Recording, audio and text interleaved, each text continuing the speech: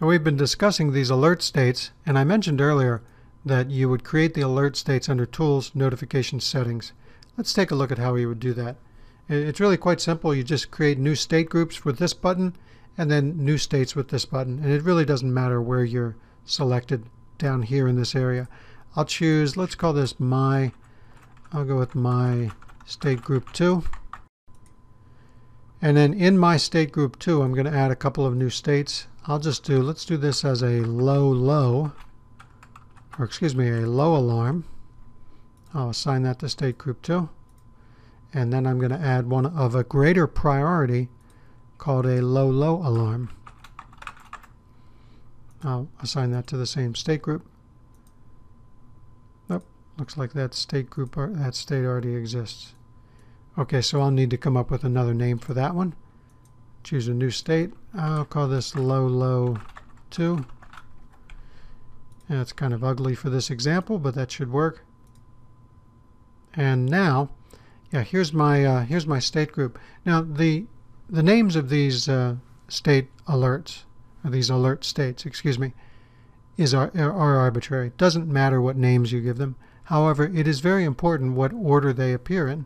It's not a coincidence that high was above my high here, and that's because that was considered the one that would have priority. If I go into a high alarm state and I come back into a high state, do you need to send another email? No, you don't. And so because this is higher, then as you're going down through the list here of different alert states, you will not resend alerts. So I'd like to set this particular group so that as I hit a low alarm, that is going to send an email, but when I come back into just a low alarm, that will not. So for that, I have to make sure that that has a higher precedence or higher priority. Actually, priority is a poor choice of words here because, as you can see, there is also a concept of priority that we'll take a look at in just a few minutes.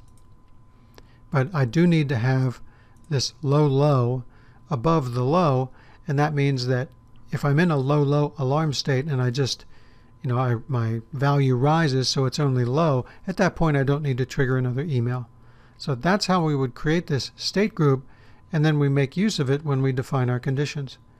So over here, this is where I would specify the state group and then specify the state within that. Now, please don't confuse this with the priority. There is a priority in addition, as you can see, for each of these conditions. There is a priority. In our next video, we're going to go over all the things that would affect which notifications take precedence over others. Part of that calculation is what the state is, but also part of it is the priority.